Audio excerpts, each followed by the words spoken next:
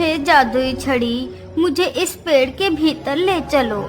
इतना कहते ही बुढ़िया अपनी शक्तियों से उस पेड़ के खोखले तने में प्रवेश करने की कोशिश करती है। अरे ये क्या, मैं इस पेड़ के अंदर जा क्यों नहीं पा रही हूँ? अरे दुष्ट डायन, तुझे क्या लगता है तेरे जैसी दुष्ट डायन इस पेड़ के अंदर जा सकती है? तो ये तेरी भूल है। इस वृक्ष के अंदर सिर्फ वही जा सकता है जो सच्चा और ईमानदार है। अच्छा, तो ये बात है, इसी वजह से आज तक मैं इस पेड़ के अंदर नहीं जा सकी। अब मुझे कुछ भी करके ऐसे इंसान को ढूंढना ही होगा। इतना बोलकर डायन वहाँ से गायब हो जाती है।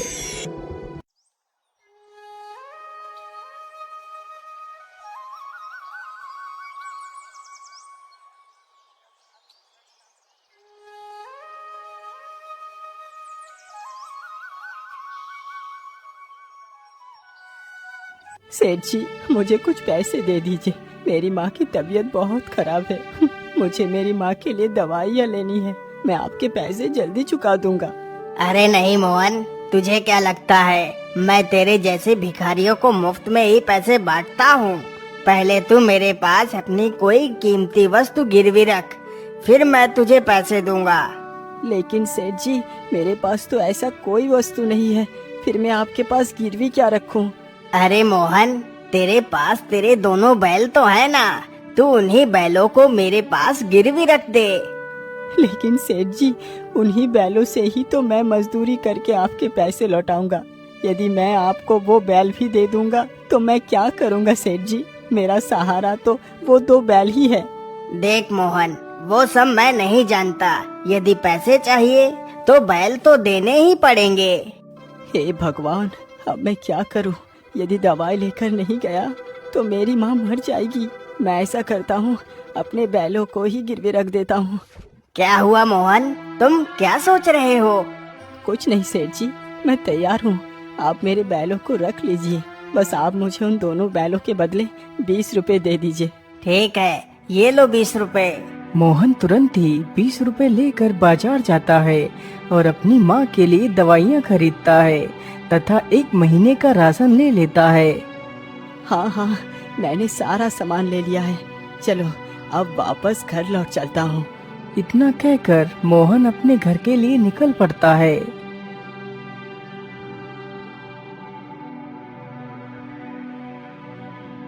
मोहन जल्दी ही अपने घर पहुँच जाता है।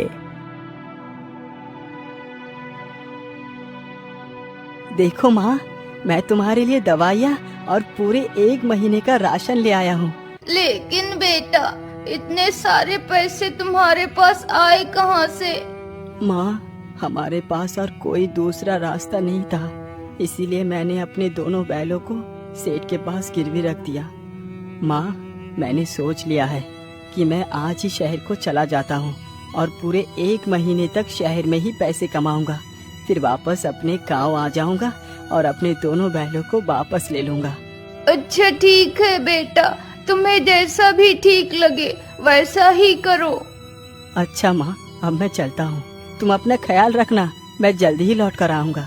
इतना कहकर मोहन पोटली में कुछ सूखी रोटियां बांधता है और शहर के लिए निकल पड़ता है।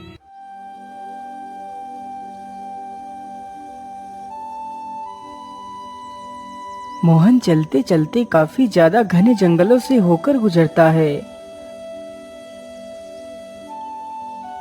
अरे राम राम राम, मैं तो चलते चलते कितना ज्यादा थक गया हूँ। मैं ऐसा करता हूँ, इसी पेड़ के नीचे चलकर थोड़ा सा आराम कर लेता हूँ और कुछ खा पी लेता हूँ, फिर आगे चलूँगा। इतना सोचकर मोहन पेड़ के नीचे ही बैठ जाता है और अपनी वही सूखी रोटियों की पोटली को खोलता है। अरे क्या बात है बेटा, देखने में तो तुम बड़े ही भोले और शरीफ लगते हो। तुम ये सूखी रोटियां क्यों खा रहे हो? क्या करूं माताजी, इस गरीबी ने मुझ पर इतना बड़ा जुल्म ढाया कि मैं एक वक्त का खाना भी नहीं खा सकता। इसीलिए मुझे जो कुछ भी मिल जाता है वही मेरे लिए पर्याप्त है। अरे बेटा, ये तो बड़े ही दुख की बात है। वाकई गरीबी जीवन का सबसे बड़ा अभिशाप है। वैसे तुम जा कहाँ रहे हो? माँ जी, मैं शहर जा रहा हूँ ताकि कुछ पैसे कमा सकूँ। यदि तुम मेरी बात मानो तो तुम्हें शहर जाने की कोई आवश्यकता नहीं पड़ेगी। तुम यहीं पर इतना सारा धन प्राप्त कर सकते हो जो तुमने कभी सपने में भी नहीं सोचा होगा। लेकिन इतना सारा धन यहाँ पर कैसे मिल सकता है? मैं कुछ समझा नहीं। बेटा, इसके लिए तुम्हें ज्यादा कुछ नहीं करना। तुम उस बड़े से पेड़ को तो देख रहे हो। उसी पेड़ में एक खोखला तना है। मैं तुम्हें अपने जादू से उस खोखले तने के भीतर भेजूंगी। उस पेड़ के अंदर एक गुफा है जिसमें 3 दरवाजे हैं। एक दरवाजे में तांबे के सिक्के हैं और दूसरे में चांदी के सिक्के हैं तथा तीसरे में सोने के सिक्के हैं। तुम्हें जो भी सिक्के चाहिए हों तुम अपनी मर्जी के हिसाब से ले सकते हो। लेकिन माता जी, आप ये सब मुझे क्यों बता रही हैं, जबकि आप खुद उस सारे सोने को निकाल सकती हैं? बेटा, यदि मैं उस पेड़ के अंदर जा पाती तो कब की चली गई होती। यदि तुम जाने के लिए तैयार हो तो बोलो। तुम जो भी सोना लेकर आओगे उसमें से मुझे कुछ भी नहीं चाहिए। तुम बस मेरे लिए उस चकमक डिबिया को ले आना। क्या करूं? शायद ईश्वर ने मेरे मदद के लिए इस बूढ़ी माँ को भेजा है। मैं इनकी बात को मान लेता हूँ। क्या हुआ बेटा, तुम क्या सोच रहे हो? कुछ नहीं माता जी, मैं तने के अंदर जाने के लिए तैयार हूँ।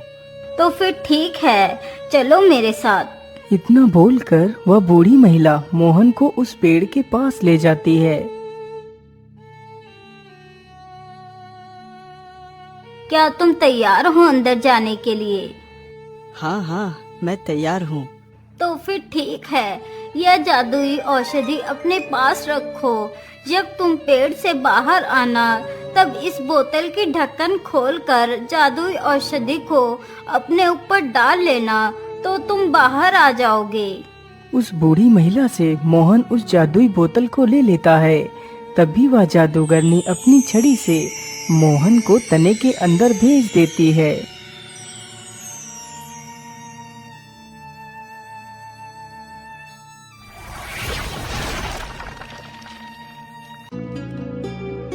अरे बाप रे बाप, ये गुफा तो कितनी बड़ी है। चलो मैं जल्दी से उन तीनों दरवाजों को ढूंढता हूँ। इतना कहकर मोहन गुफा में इधर उधर घूमने लगता है।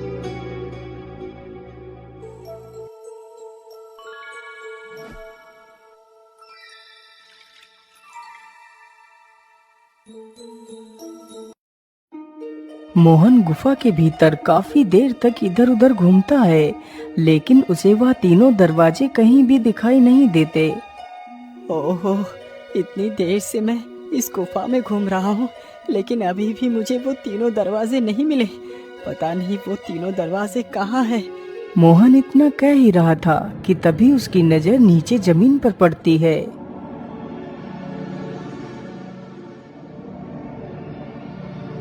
अरे ये क्या?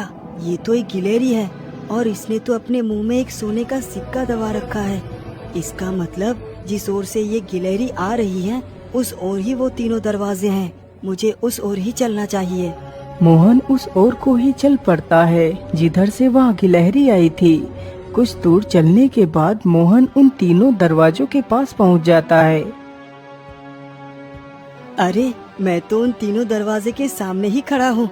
चलो जल्दी से दरवाजे को खोल कर देखता हूँ। इतना सोचकर मोहन दरवाजे के पास जाता है और उस दरवाजे को खोल देता है तो देखता है कि हर तरफ तांबे के सिक्के ही सिक्के थे। अरे वाह, जैसा उस बूढ़ी महिला ने बताया था यहाँ तो एकदम वैसा ही है। तो इसका मतलब सोने और चांदी की सिक्के का दरवाजा अभी बाकी है। चलो जल्दी से दूसरा दरवाजा खोलता हूँ। इतना कहकर मोहन गुफा का दूसरा दरवाजा भी खोल देता है तो देखता है कि दूसरे दरवाजे के अंदर सब चांदी के सिक्के ही पड़े हैं। चलो अब मैं जल्दी से उस सोने के सिक्के का दरवाजा भी खोलता हूँ। फिर मोहन तीसरा दरवाजा खोलता है।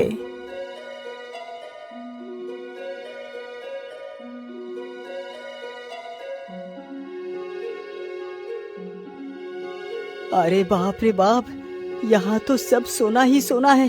कहीं मैं कोई सपना तो नहीं देख रहा?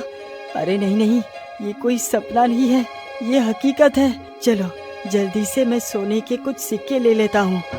मोहन जल्दी जल्दी सोने के सिक्के अपने पोटली में भरने लगता है।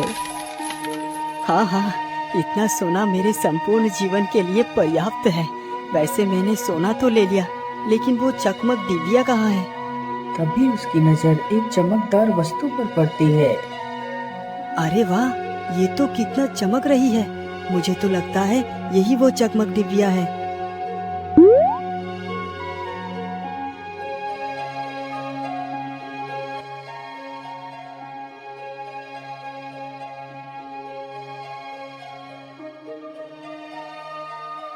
आखिर वो जादूगरनी इस डिबिया का क्या करेगी? वैसे भी अब मुझे इस डिबिया के बारे में जानने की जरूरत ही क्या है? अब तो मैं कितना अमीर बन चुका हूँ। चलो अब इस पेड़ से बाहर निकल चलता हूँ। इतना कहकर मोहन उस जादुई बोतल के ढक्कन को खोलकर उसमें भरी जादुई औषधि को अपने ऊपर डालता है।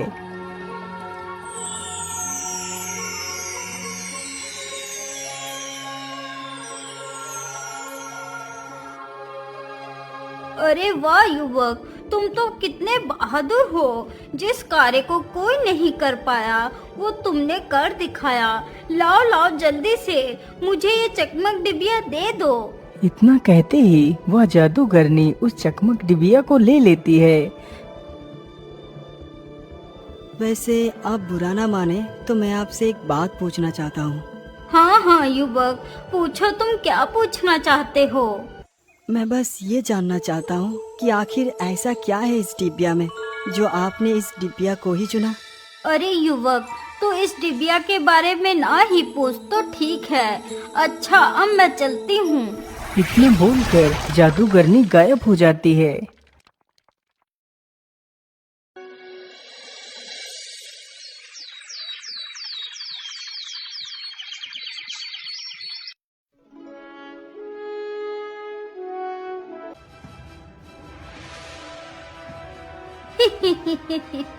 अरे दुष्ट राजा, तूने मुझे इस राज्य से बाहर निकाला था ना।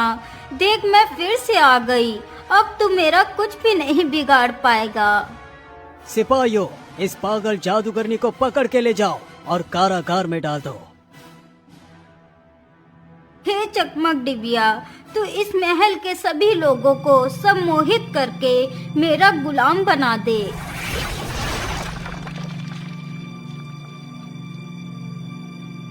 राजमहल के सभी लोग उस जादूगरनी के वश में हो जाते हैं।